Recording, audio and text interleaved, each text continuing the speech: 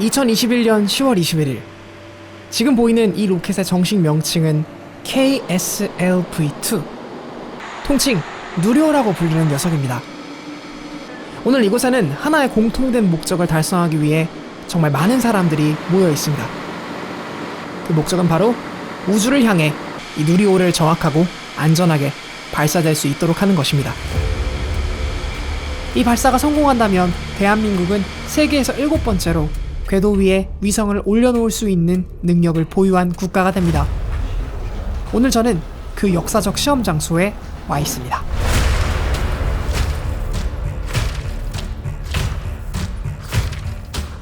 누리호는 발사 약 1시간 20분 전에 연료 충전, 발사 약 50분 전에는 4회 충전이 완료되게 됩니다.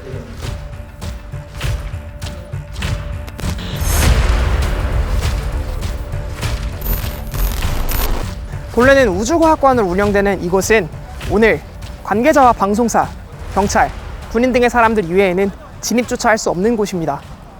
이 다큐멘터리의 촬영이 허가된 덕분에 저도 프레스로 입장할 수 있었습니다. 그러나 저도 이 이상은 들어갈 수 없습니다. 저 안, 베일에 쌓여진 발사장 내부, 저곳에서는 대체 어떤 일이 일어나고 있을까요? 과학숙의 오늘의 이야기는 누리호가 발사되기까지의 이야기와 그 안에 녹아든 과학을 함께 알아보고자 합니다. 발사대로부터 약 1.7km 정도 떨어진 위치에 지금 이곳은 발사 통제동이라고 부르는 곳입니다. 로켓의 발사가 계획되면 이 이상으로 인원이 접근하는 것은 안전상의 이유로 금지됩니다.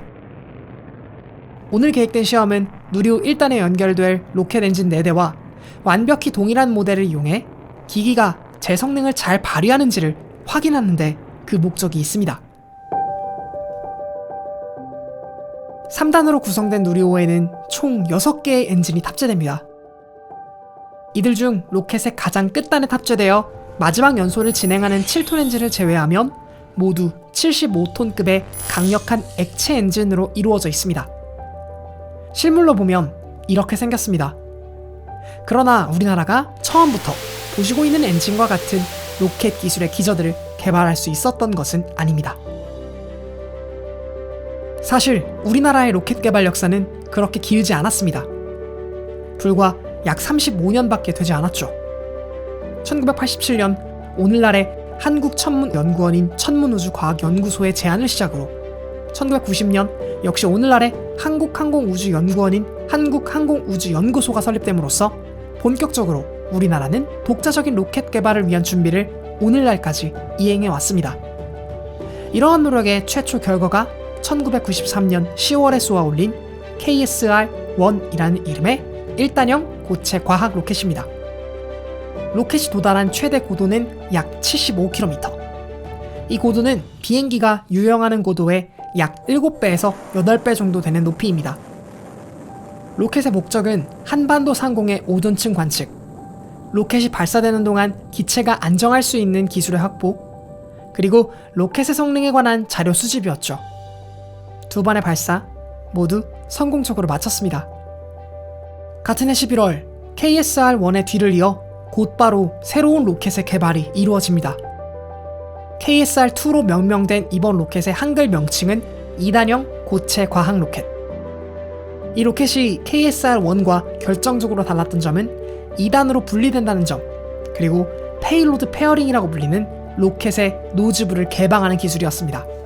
이번 누리호의 발사에서도 가장 중요한 성공 지점으로 꼽고 있는 이 페이로드 페어링 기술은 말 그대로 로켓의 노즈부, 즉 끝단을 완벽하게 일치하는 질량과 형태, 즉 페어링된 2개의 노즈부로 구성하여 특정 고도에 도달했을 경우 동시에 열게 만드는 기술입니다.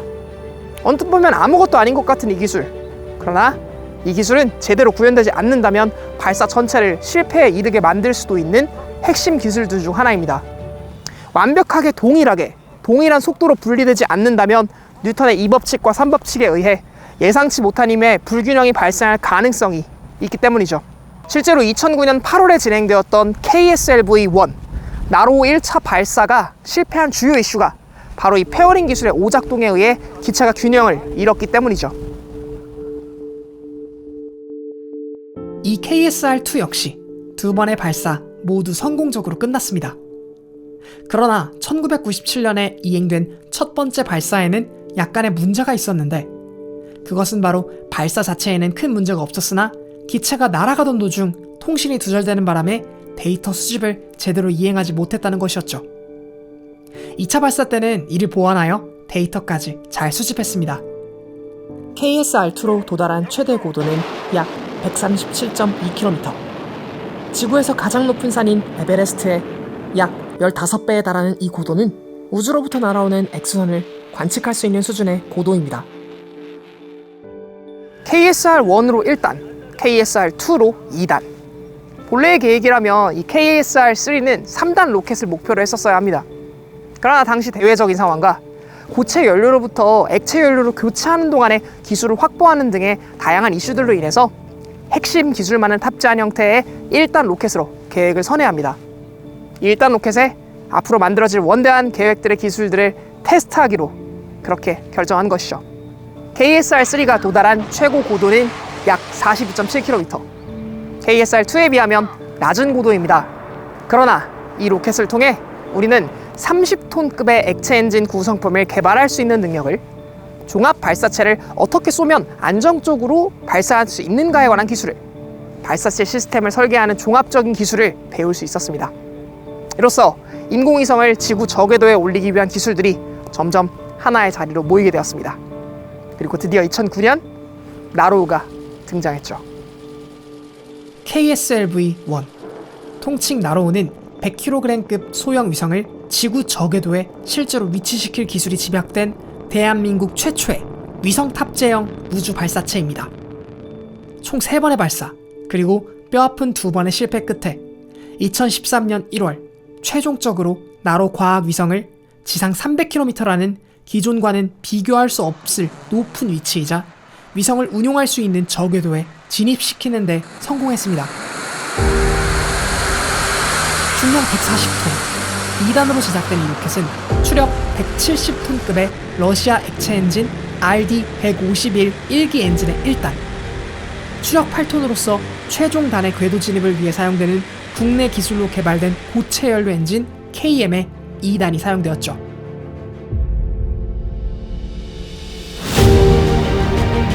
이 나로우의 개발 과정, 2번의 실패 과정, 그리고 최종적인 성공 과정을 통해 대한민국은 우주 발사체 기술에 대해 매우 많은 기술을 습득할 수 있게 되었다고 해도 과언이 아닐 정도로 수많은 기저기술들을 배웠습니다. 기술 향상의 지표는 우주 발사체 선진국 대비 본래 46.3% 수준밖에 되지 않던 기술이 이 나로우 성공 이후로는 83.4%까지 향상되었다고 보고될 정도였죠. 그리고 마침내 한러 공동 개발로 진행했던 이 나로우 프로젝트를 거울 삼아 완벽하게 국내 기술을 이용한 발사체 KSLV-2 누리호를 준비하게 됩니다. 약 10년에 걸쳐서 말이죠.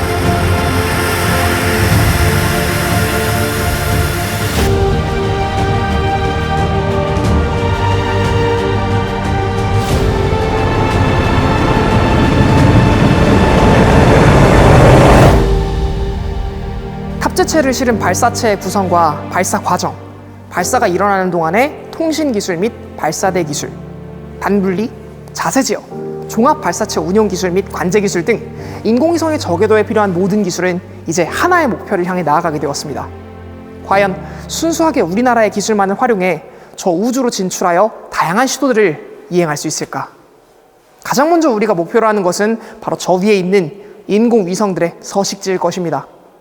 모든 기술들이 소중하지만 그래도 이들 중 가장 근본적인 기술을 꼽아보자면 그 기술은 무엇일까요? 자동차의 성능에서 엔진이 가장 중요하듯 역시 엔진일 것입니다. 이번 발사체인 누리호에서도 바로 이 엔진 기술이 핵심이 될 것입니다. 이번 누리호에 탑재되는 녀석은 국내 자체 기술로 개발된 액체 엔진 KRE-075라고 불리는 이름의 엔진입니다. 075의 숫자 75는 75톤급의 엔진이라는 것을 보여주는 것 같군요. 75톤급이라는 의미는 연료를 분사하여 낼 수 있는 힘이 지구 안에서의 질량이 75톤인 물체가 받는 힘과 동일하다는 의미입니다. 이번에 발사될 누리호의 총 중량이 약 200톤 정도이니 이를 중력으로부터 들어 올리려면 이론상 추력은 200톤을 넘어서야 합니다. 그렇기 때문에 가장 먼저 점화될 1단에 바로 이 75톤인 로켓 엔진이 4대가 붙는 것입니다. 200톤을 극복하고도 약 100톤이 남죠. 이 남는 힘으로 로켓은 추진합니다. 엔진을 구동하는 것은 케로신, 즉 정제된 등유입니다. 액체 연료를 사용하기 때문에 액체 엔진이라고 부르죠. 이 케로신이 연소하면서 누리호 전체를 밀어올릴 1단에는 앞의 U에서처럼 4개의 엔진이 한데 엮여 추력을 발생시켜야만 합니다. 그런데 여기에는 조금 기술적으로 어려운 문제가 숨어 있습니다. 지금 보시는 것은 제가 직접 촬영에 사용하는 드론입니다. 총 보시다시피 4개의 프로펠러 모터로 구동이 되고 있죠. 이 드론은 약 2kg의 드론 자체의 무게를 이 4포인트에서 지지합니다. 뿐만 아니라 4포인트의 추력을 조절함을 통해 가속을 하기도, 제자리 선회를 하기도 하죠. 또 다양한 조작들도 할 수 있습니다. 이러한 일이 가능하기 위해서는 이 4포인트에서 발생하는 추력을 아주 섬세하게 컨트롤할 수 있는 능력이 탑재되어 있어야 됩니다. 발사체도 마찬가지죠. 이러한 기술을 클러스터링이라고 부릅니다. 특정한 추력을 안정적으로 내는 엔진을 여러 대 연결하여 이들을 동시에 활용해 더 큰 추력을 얻어내는 기술이죠. 앞서 보여드린 드론과는 다르게 한 기당 75톤이라는 어마어마하고 폭발적인 추력을 내는 엔진이기 때문에 4개의 엔진에서 완벽하게 동일한 추력을 얻어내야만 로켓을 안정적으로 들어올릴 수 있을 것입니다. 또 구조적으로도 정확한 정렬을 해야만 할 것입니다. 하나의 엔진에서 발생하는 열이 다른 엔진 작동에 영향을 주어서도 안 되죠. 이러한 영향들 및 효과, 그리고 추력 시험을 총 3번에 걸친 1단 연소 시험을 통해 완료해냈습니다. 클러스터링에 대한 핵심은 4개의 엔진이 각각 작동을 하지만 마치 하나의 엔진처럼 균일한 성능을 내도록 제어하는 것이 핵심인데, 이번 실험을 통해서 그러한 것들이 확인됐고, 그래서 저희가 1단 추진기관 시스템 뿐만이 아니라 엔진에 대한 그러한 신뢰도가 확보됐다라는 의미가 있는 시험입니다. 예. 저희 발사체 개발에 참여하고 있는 저희 연구원들은 한 250여 명이 되는데요. 실제로 오늘 시험을 수행하기 위해서 저 보이시는 벙커 안에 소위 그 시험을 통제하고 있는 제어하는 그 룸에는 40여 명이 지금 다닥다닥 붙어 앉아서 모니터링으로 저희가 실험을 하고 있습니다. 그 각자 맡은 분야는 서로 다를 수 있지만 저희가 같이 시스템업을 해서 오늘 같은 이런 성공을 했을 때는 굉장히 감회가 새롭고, 지상연소 시험이라는 것이 발사를 앞둔 최종적인 시험이기 때문에 그런 면에 있어서 저희들이 오늘은 굉장히 그 뜻깊은 그런 시험을 수행을 했고, 100초라는 것이 사실은 금방일 수도 있지만 100초 동안 그 300톤의 추력을 내는 그러한 엔진을 묶고 사고 안 나게 안전하게 시험을 한다는 것은 굉장히 저희가 긴장을 할 수밖에 없는 그런 시험이었기 때문에요. 지금 굉장히 긴장이 풀리는 그런 안녕하세요 여러분, 과학입니다. 지금 이게 뭐하고 있는 짓인가 모르겠습니다. 새벽 어제 잠을 한 1시 50분에 잤는데 지금 시간이 4시 지금 50분이지만 제가 출발한 시간은 4시예요. 그러니까 저는 2시간 10분밖에 못 잤죠. 그럼 꼭두새벽부터 제가 지금 어디를 가고 있느냐, 예전에 방문했었던 전남 고흥에 있는 나로 우주센터 발사장에 가고 있습니다. 저는 지금 실제 발사가 이행될 누리호와 외관 및 무게뿐만 아니라 기능적으로도 완벽하게 동일하게 제작된 QM 3단 조립 모델을 발사대에 세우는 시험을 취재하기 위해 이곳 나로 우주센터에 다시 방문했습니다. 수많은 기자들의 취재 속에 누리호 인증 모델은 발사대를 향해 천천히 이송되었죠. 인증 모델이기 때문에 이 녀석이 실제로 발사되는 일은 없겠지만 원한다면 정말로 발사할 수 있을 정도로 완벽하게 동일한 모델입니다. 실제 발사를 모사하는 과정이기 때문에 발사에 사용될 발사체를 옮기는 것과 마찬가지로 혹여 발생할 결함을 미연에 방지하기 위해 이와 같은 최대한 안정되고 고요한 방식으로 발사대까지 옮기는 연습을 하는 것입니다. 발사대 검증을 위한 QM이 조립동에서 이제 발사대까지 이송을 했고요. 이제 그 발사대 기입하기 위한 사전 준비 작업을 지금 진행하고 있습니다.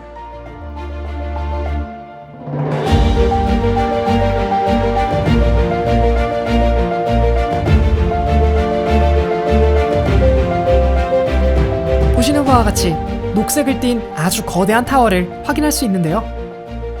이를 엄빌리컬 타워라고 부릅니다. 총 3단으로 구성된 누리호의 각 단에 위치한 엔진에 케로신과 산화제를 안정적으로 공급하고 발사체를 지지, 기립하기 위해 설치된 타워입니다.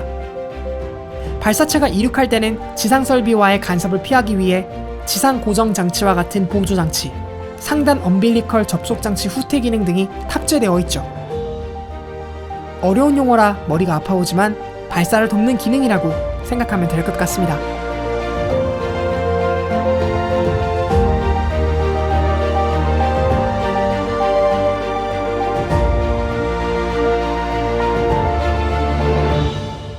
인증 모델이 잘 기립을 마친 것과 같이 오늘 날짜 기준 바로 어제 실제 누리호도 기립을 마쳤습니다.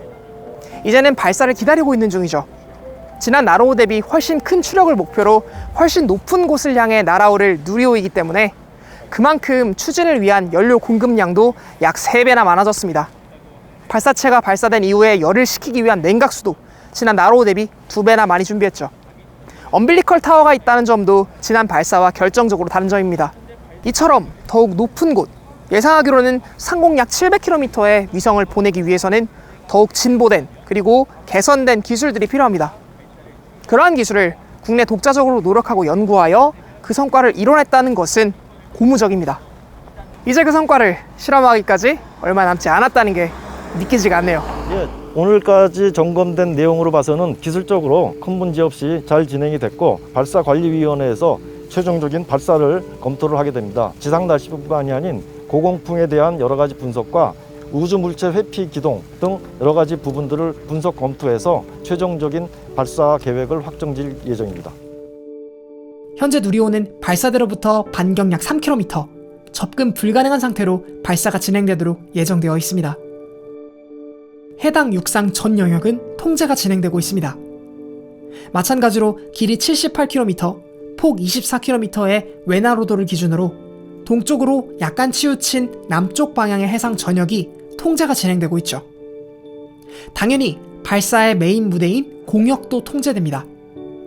길이 95km, 폭 44km의 넓은 공역 또한 이용이 제한되고 있죠. 모두 성공적인 누리호 발사를 위한 기본적인 절차입니다. 누리호가 날아오르는 것만큼 중요한 것이 있습니다. 날아오르는 동안에 정보를 수집하는 것, 그리고 그 정보를 바탕으로 자세 제어 등의 피드백을 이행하는 것이 바로 그런 것들일 텐데요. 이러한 것들의 총체를 우리는 비행통신 및 추적 관제라고 부릅니다. 이번 누리호 발사 동안 이러한 사항들을 이해하기 위해 우리는 총 3개의 추적소를 운영합니다. 하나는 나로호 우주센터에, 하나는 팔라우에 위치한 추적소에 위치하고 있습니다. 이들은 각각 발사가 진행되는 초반 그리고 후반 작업에서 중요한 업무를 수행합니다. 그러나 단연 이번 로켓 발사에서 가장 중추라고 할 수 있는 로켓의 1단 분리와 페어링 분리, 2단 분리 등에 대한 총체적인 추정의 담당은 이곳이 아닌 다른 곳에서 이행합니다. 그렇다면 어디에서 이와 같은 일을 진행할까요? 남쪽 해상의 하늘을 잘 들여다볼 수 있는 곳이면서 누리호의 데이터를 안정적으로 수집할 수 있는 곳. 이를 이행하기에 딱 좋은 곳이 있습니다. 제주도입니다. 제주 추격소는 저희 고흥에 있는 나로우주센터의 하나의 부서라고 보시면 됩니다. 누리호를 포함한 위성 발사체가 발사해서 위성 투입까지 전체적인 궤도를 추적을 해야 되는데요. 이륙 후 약 30초부터 해서 740-50초 전까지 거리로 볼 때는 2,500km 전후까지 추적을 담당하는 장비들이 있는 곳이 제주입니다. 그렇군요. 이곳은 제주특별자치도 서귀포시 표선면에 위치한 발사체의 이동 경로 및 상태 정보를 추적하는 일을 수행할 부속 부서, 한국항공우주연구원 제주추적소입니다. 위성을 정확하게 지구 궤도에 안착시키기 위해서는 다양한 지구 환경의 변화를 모두 고려한 극도로 정밀한 로켓 궤적의 계산이 선행되는데요. 때문에 해당 궤도로 로켓이 제대로 추진하고 있는지, 분리는 정확한 타이밍에 정밀하게 이행되고 있는지를 상세하게 모니터링하는 작업이 필수적입니다. 이를 위해 총 3곳, 나로우주센터와 팔라우 추적소, 그리고 이곳 제주도에 각각 추적소를 설치하여 이에 관한 데이터를 정밀히 분석하고 성공에 필요한 데이터 송수신 및 궤적 정보의 확인은 물론 실패 시 발생한 문제의 원인 데이터를 모으는 임무를 수행하는 것입니다. 수집된 모든 정보는 육지와 제주 사이에 연결된 해저 광 케이블을 통해 발사 통제센터로 실시간 전송이 이루어지게 되며 이 정보를 활용해 센터는 현재 발사체의 상태가 어떤지, 비행 궤도의 정상, 비정상 여부 등을 판단할 수 있는 것입니다. 만일 비정상 궤도로 발사체가 운행할 경우 발사체의 비행 정지를 위한 근거로도 현재 위치한 추적소의 데이터가 활용될 수 있죠. 이러한 임무를 수행하기 위해 이곳 제주 추적소는 1기의 추적 레이더, 2기의 원격 자료 수신 장비가 배치, 운용되고 있습니다.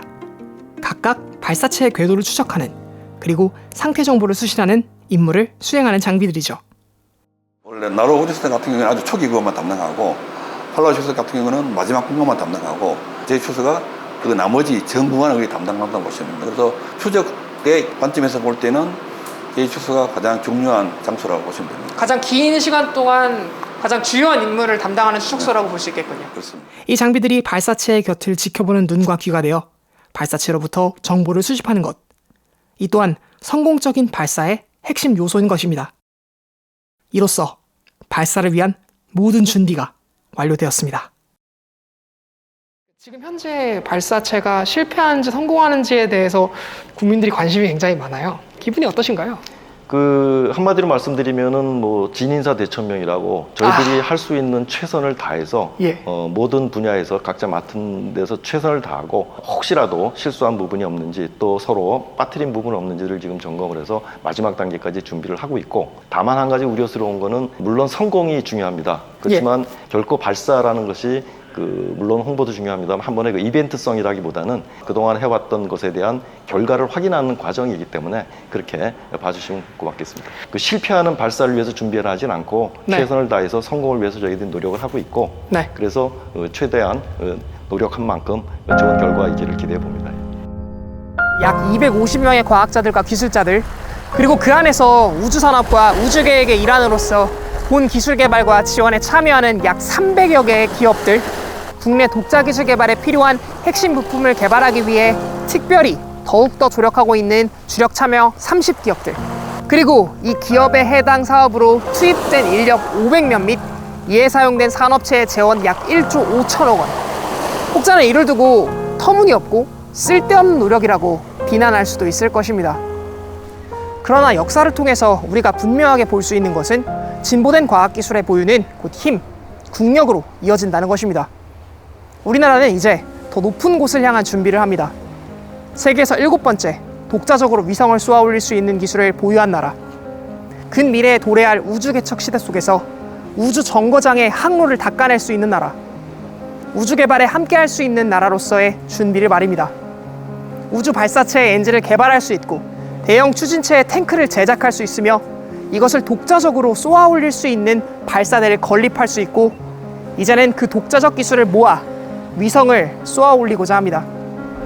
언젠가는 유인 발사체를 목표로 할 수도 있겠죠. 또 언젠가는 미지의 행성을 탐사하기 위한 발사체를 목표로 할 수도 있을 것 같습니다. 오늘의 발사는 어쩌면 랩에서 일어나는 단 하나의 실험일 수 있습니다. 그리고 그 실험은 언제나 실패 가능성을 예고하고 있죠. 그러나 실패를 통해 우리는 배웁니다. 나로 1차, 2차 실패를 통해서 배웠던 것처럼 말입니다.